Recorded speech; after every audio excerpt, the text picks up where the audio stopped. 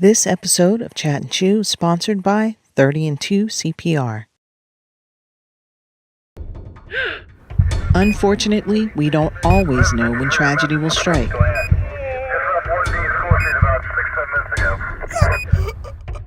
But when every second counts, isn't it good to know that 30&2 CPR is just one heartbeat away? Our qualified instructors are standing by to provide you and your staff with the training you need to meet emergencies head on. Visit our website at www.30and2cpr.com or call us at 919-923-6055 to schedule your training event today.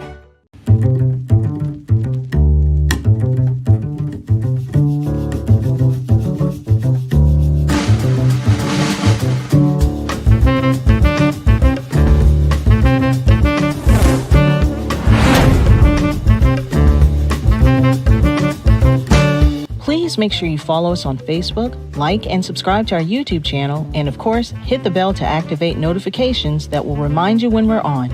Please be sure to leave us a comment to let us know how we're doing. We'd love to hear from you.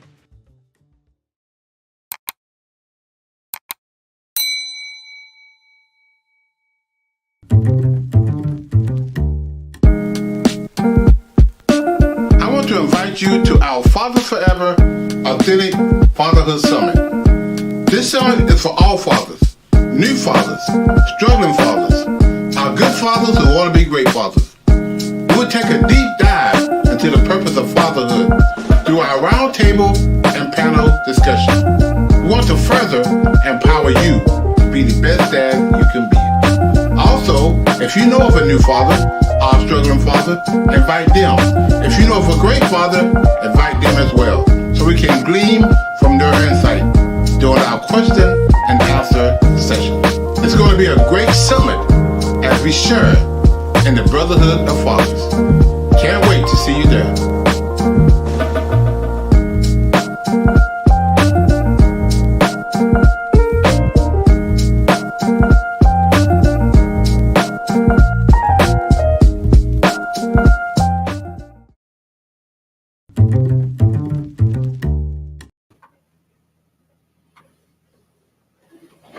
And we are.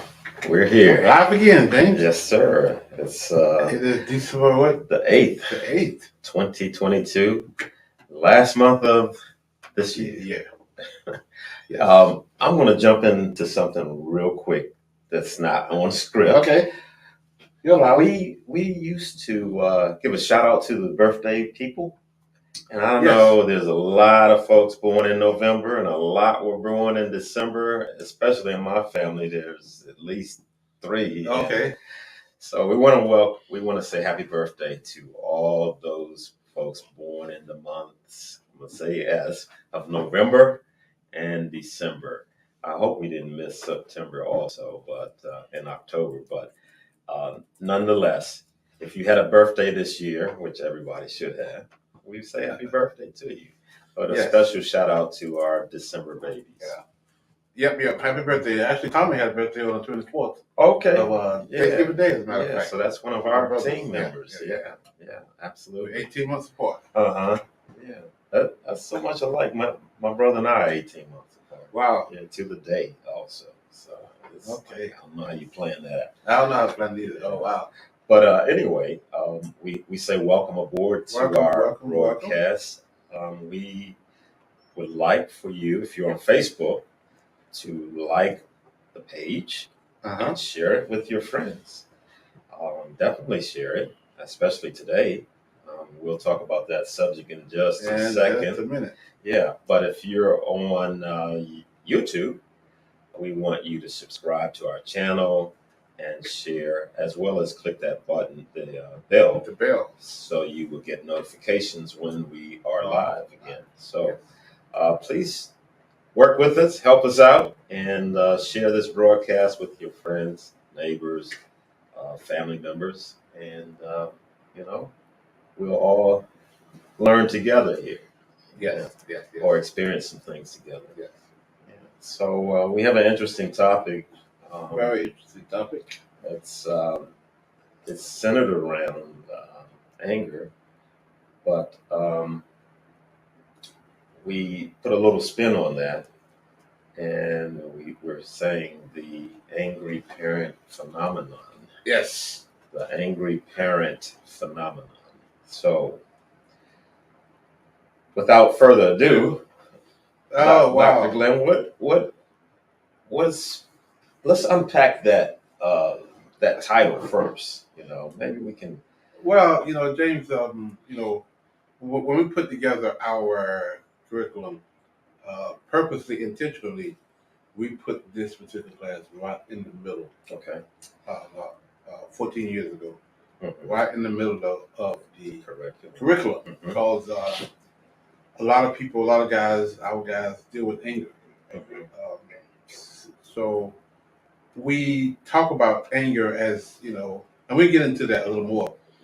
But anger can be, anger is really a God-given emotion. Mm-hmm. It's God gave us anger. I mean, He gave us like He did joy, like He did peace. Anger is a God-given emotion. Mm-hmm. It ain't, but like anything else, like electricity, it can warm you up, Mm-hmm. give you life, or it can kill you. Yes. Depending on how you use it. Right.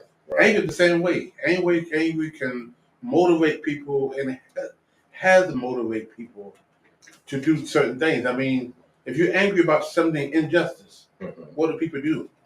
They demonstrate their anger about injustice. They protest. Mm-hmm. Now that anger goes too far when they start to burn down buildings and hurt people and destroy property. Right. That's anger too far. Mm-hmm. But the fact that you are standing up for somebody's rights of injustice, and we're going to protest because our anger has motivated us to get out and make this right. Mm-hmm.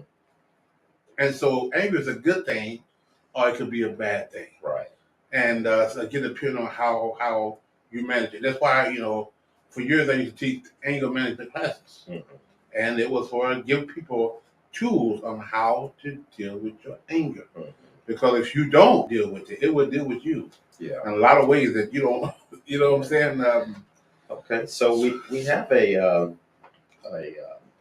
handout that we use. Yes. And the first thing on our handout is saying, what is anger? Yes. What is anger?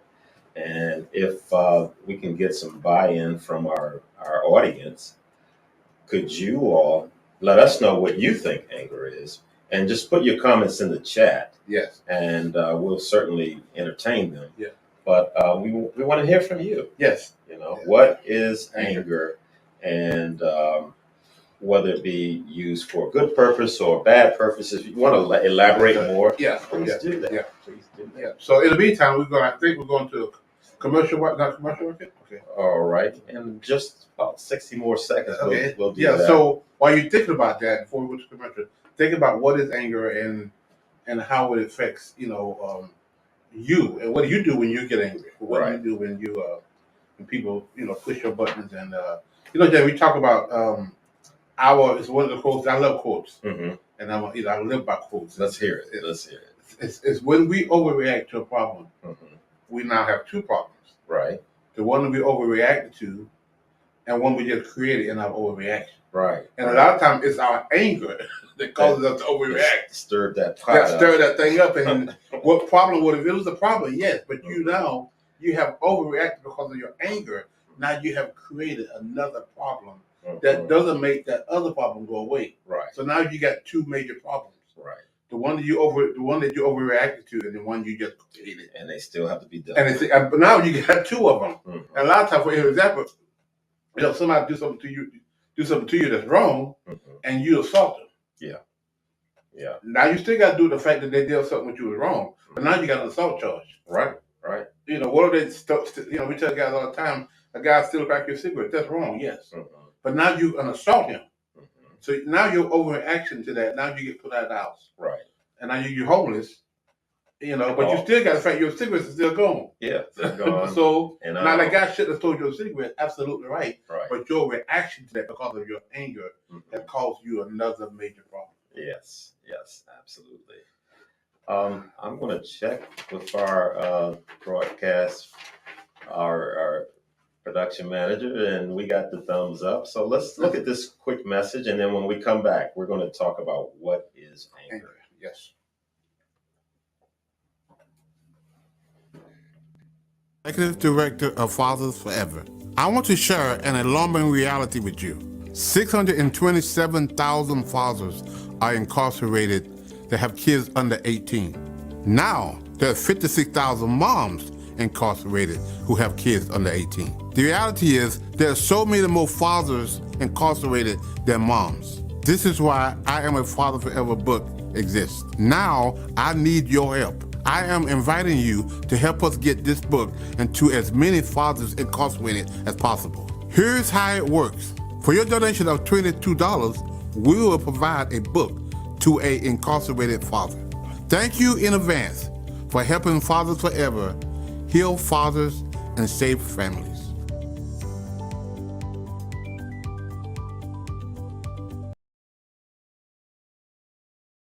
And we're back. Yes.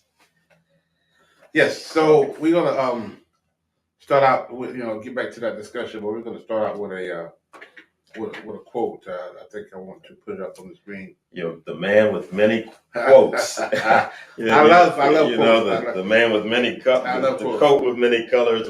Dr. I got to work with this a little bit, but it says, and I got this from sitting in the courtroom in the child support court for many, many years, and watching parents go back and forth. All right.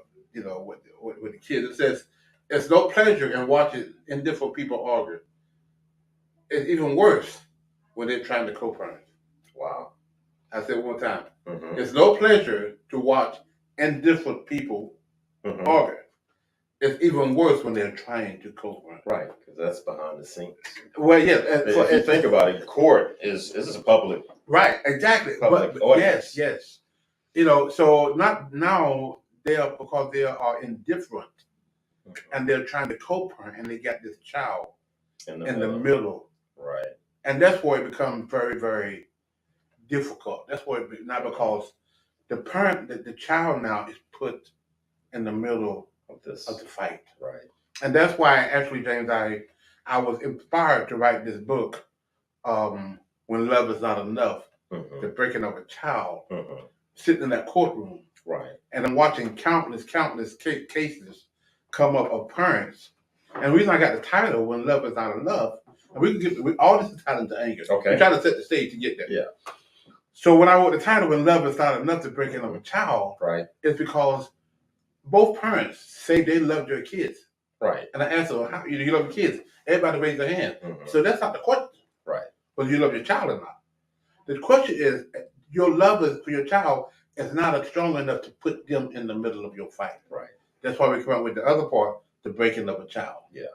So James, real quickly now, I don't know, being you from the country, different, you from Maryland, from North Carolina. Right. But we grew up kind of similar. Yeah. Same era, same. I experienced some of those country living. Yes. So y'all city folk, but I get that. Yeah. But my dad, my mom would send us to the woods to get a switch. To discipline us when we were being bad. Right. And that was an art to get the switch, James. You didn't come back with a young tree, but you didn't come back with a little twig either, because my mom was a big woman and she wanted to get 2 or 3 licks. Now you don't want to get too many. Right. You want that switch to break. Right. After about the 3rd lick, that switch breaks. That's what you want. So 2 things then I remember. Number 1, the switch always hurt. Because it brought tears to my eyes. Yeah. And number 2, the switch always broke. Okay. So the point is, when we put the kids in the middle of our fight. Correct. When one parent uses the child to beat the other parent, it's going to hurt the other parent. That's number 1. Yes. And the child is the switch that's going to break. Absolutely. And that's the point that I want to, and most of the time it's because of anger. Unresolved anger that we have, and because of that creates the inability to co-parent. Yes. And that's where the anger comes in at, and that's where the child now becomes the switch that the parents use to beat each other. Okay. So I originally said, what is anger? And we have a definition, and I'm sure there are other definitions. Again, for our viewers, if you want to comment, please. This is Mr. Webster edition. Mr. Webster, the dictionary. Okay, this is I'm not saying I came up with Webster. this. I'm trying to patronize this is not mine. This is Mr. Webster's All right. definition of anger. All right. So anger is a normal emotion with a wide range of intensity, from mild irritation and frustration to rage. It is a reaction to a perceived threat to ourselves, our loved ones, our property, our self-image, or some part of our identity. Anger is a warning bell that tells us that something is wrong. And it goes on. It says anger exists in the mind and is a direct result of your thoughts. An event does not make you angry, but your interpretation of the event and how you think and feel can lead to anger. Certain things can be done to make the feelings of anger more controllable and manageable. Right. So James, when people do stuff to us, there is a space between our actions and our response to our actions. When somebody does something to you, yet there's a space there, right, between, and in that space, you think how I'm going to react to this. If you got a space like this, so you're ready to react. You're going to react as soon as you hear something, just like that. But your place is like this.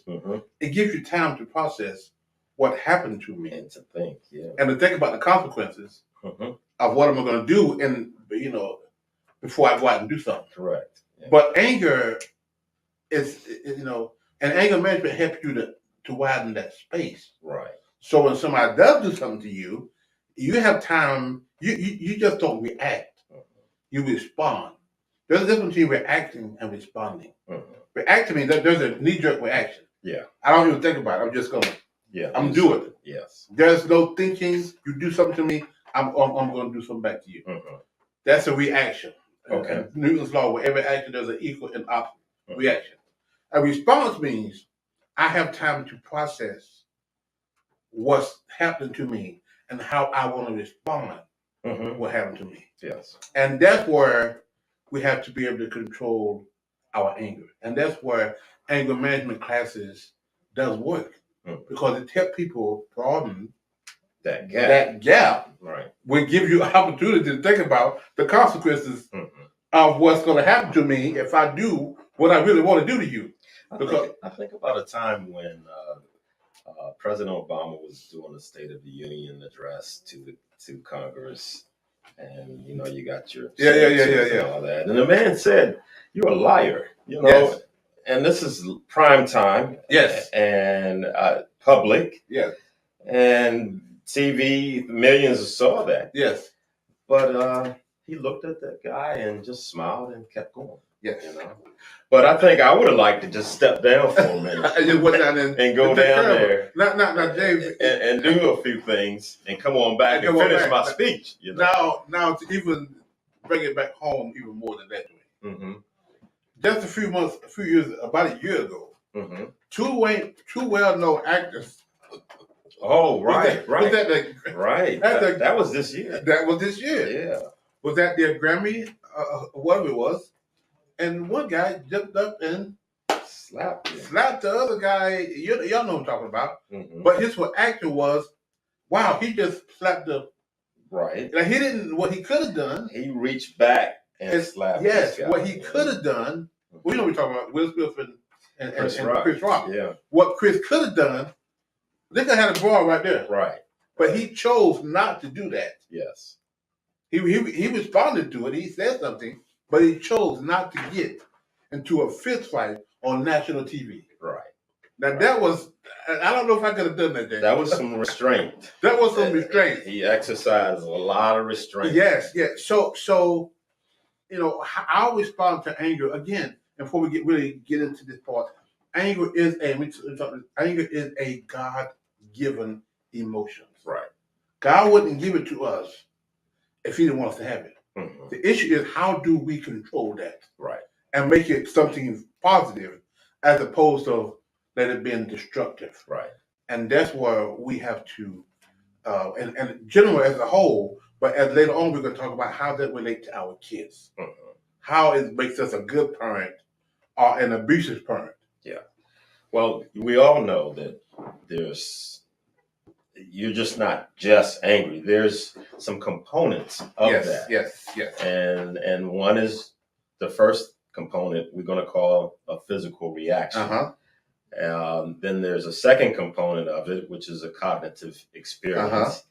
And then the third one is the component is the behavior. Yes. And each of those are steps before or involved with what we're dealing with when we're talking about anger. Yes. So physical reaction, your eyes might bulge and veins popping out your head. Yes, if you're lighter skinned, you turn red. A lot of black folks, they can't see the redness. Right. But when they see our eyes get big, our nose get big, right. This guy's angry. There is a physical reaction to this emotion we call anger. Absolutely.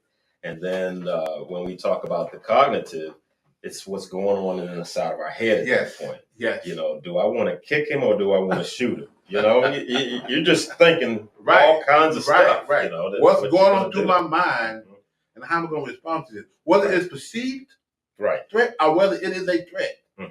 And our mind is, we think about how am I going to respond to this thing that happens to me? And then our last thing, like I said, is behavior. Yes. Do I go and clock him or do I take a step back and just respond in a non-physical way? But that's behavior. Yes. Behavior. And every time, all three of those components make up what anger is and how it relates to you and what do you do with it? So what do you do with that? Those three things. Again, you can galvanize it. If there is a political issue, if there is something that's going wrong, there's injustice, if there is something that the people want to fight for, they come together and they strategize the march. They strategize to go down to the whatever it is, and everybody get together because we want this injustice to be undone. Right. We want this law to change. What takes over is people anger. And so that space, all of those things probably not going to happen when that space is here. Right. But if it's like this, then you have time to do those. You have time to do. You have time to come up with a strategy and implement it. But even in that, sometimes, James, other people who don't have the same motive you do. So organizers of this riot, organizers of this protest, may not be the ones that's really causing the riot. It's the other people who's really angry, and they haven't found out a way to, So it goes from a protest to a riot, and where people die, property is damaged, and that stuff is counterproductive, because you kind of defeat the purpose. But some people push back on that and say, you know what, we've been doing peaceful protests for a long time.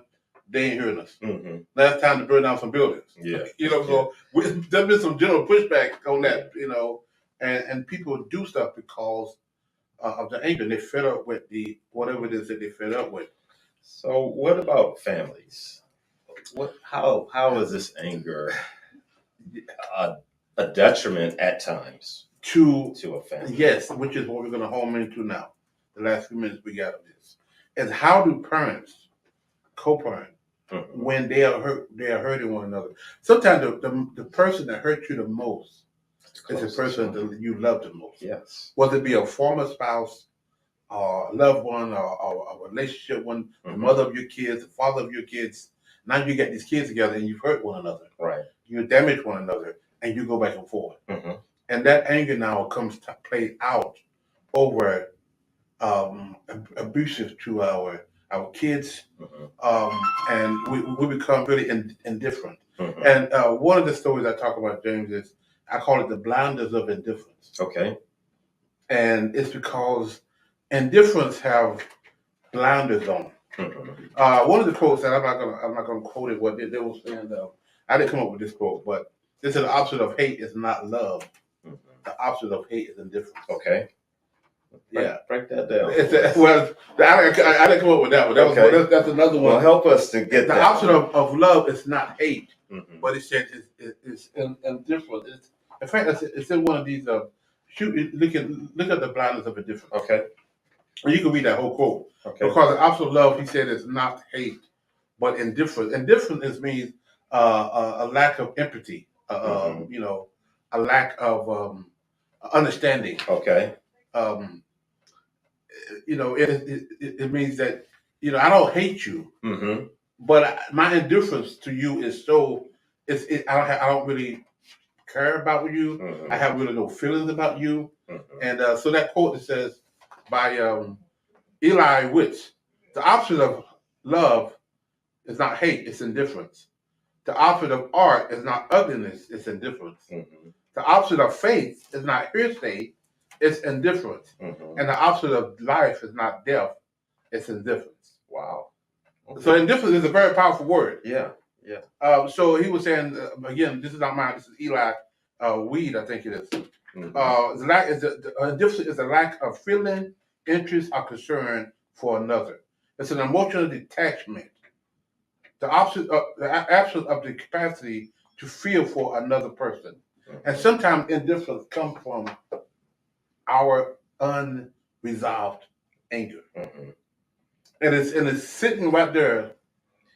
And so you got two parents who they raising a child and they love their child, but they hate each other, or they're angry with each other. They don't even hate each other. That's the difference. That's more powerful than hate. Right. It's not a caring. I'm not a caring person at all. Exactly. You know? So I can love somebody, but when it comes out to her, when you mention her name, or when you mention his name, you see the pressure of. You see all three of those components. Right.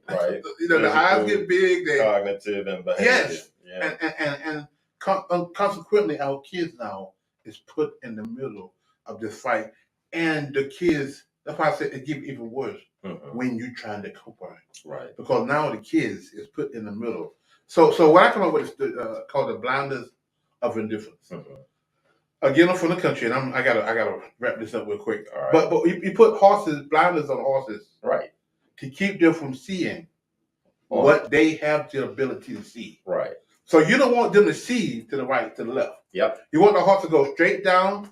You know, I'm a country boy again, and we had a mule, and we want him to stay on that road focused. Yeah, because we don't want him plowing. To see. You're plowing. You're plowing your garden. Yeah. So you want him to be, you know, focused. So you put blinders on straight ahead to keep him from seeing what he has the ability to see, which is over here, over there. Right. For a purpose. When people in life walk on with blinders on, it keeps them from seeing what they have the ability to see, right? Which is the other person's pain, right? Or the other person's point of view, or the other person's opinion. You can't see that because you have the blinders of indifference. Wow, that's powerful. We can take up the offer and go home now, right? I know we could. You cannot see the other person. That's why it's called, you know, you have no sympathy to it. Because and people indifference walk in that vein. Right. They don't see what they have the ability to see. All they see is their pain and their frustration. Right. And so now you're trying to raise your kids walking around with the blinders on. And two adults trying to do that is next to impossible to be a good father or a good mom. Right. Because you're always going to put the kids in the middle of your fight. Yeah. And it's and the sad part is it's about me. It's about me. The parent is saying it. All of this, it's about me. Yes. And I need to be heard. But what about the little daughter, little son? Yes. You know? Yes. What about that person's needs? Yes. And that's where we fail a lot. We need to keep our kids. We need to take care of them, give them our best. Right. You know?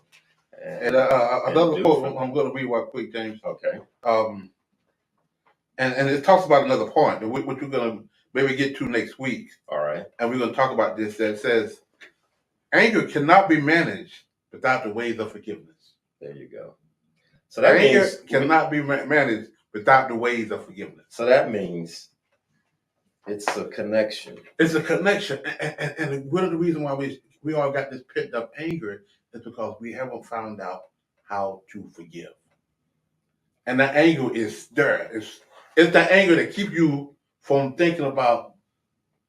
What if somebody says to you, Doctor, Don't be preaching to me. But these are principles. These are principles. I didn't come up with this stuff. Right. And these are things that we have to have in order to function. Yes. At a high level, because right now, we're bringing ourselves down into the gutter, so to speak. Yes. When we spew that anger out. Yes. And we talk about in life in general, we haven't really got down to how it affects our kids. Right. And that's kind of how we wanted to do this. But we had to, when you talk about anger, and it's so much about this, and so we haven't really drilled down. We want to keep unpacking. And we might do another section next week where we even drill it down even further, how it affects our kids. All right. Well, I think we might as well say it now. Right. A part two. Part two is going to come.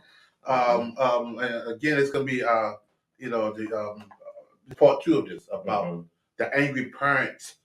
I might change that word from parent to parents. Yeah. Phenomenal, because it is a combination, and a lot of times, and people have a right to be angry. People have a right to be. Again, this is a God-given emotion. Yeah, so how do we manage that? Right. And make it for our good instead of our destruction. Yeah, because injustice has always affected someone.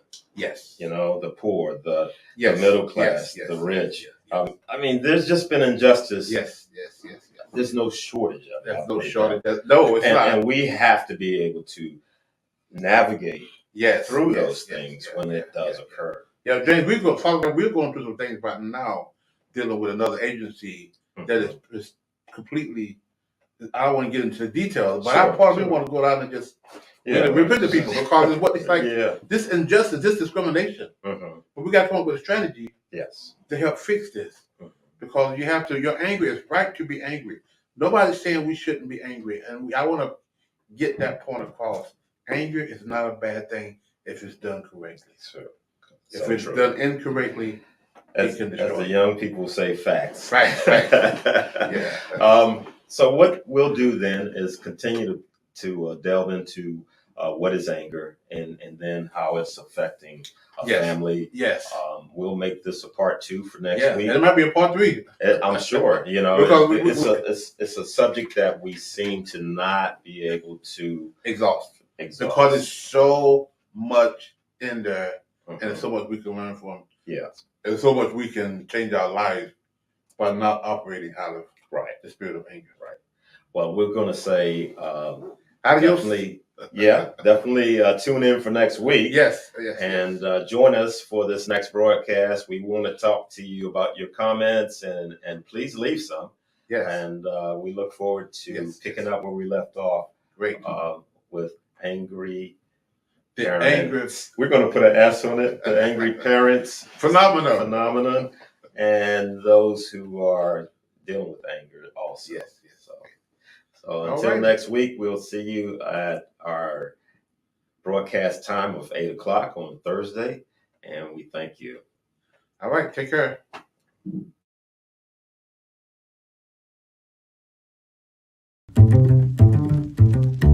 Here's 3 ways you can support our Dads at a Distance initiative. Give a copy to a family member, our friend. Donate monthly, a book monthly, 5 books monthly, how many books you want to do monthly donation. Reverse book signing, your church, your business. You can make a donation go to our website at www.afatherforever.com and go to our PayPal at Fathers Forever. Our Cash App is $Fathers Forever. Make your donation today. Please include in the note section, include DAAD. Again, include in the note section DAAD.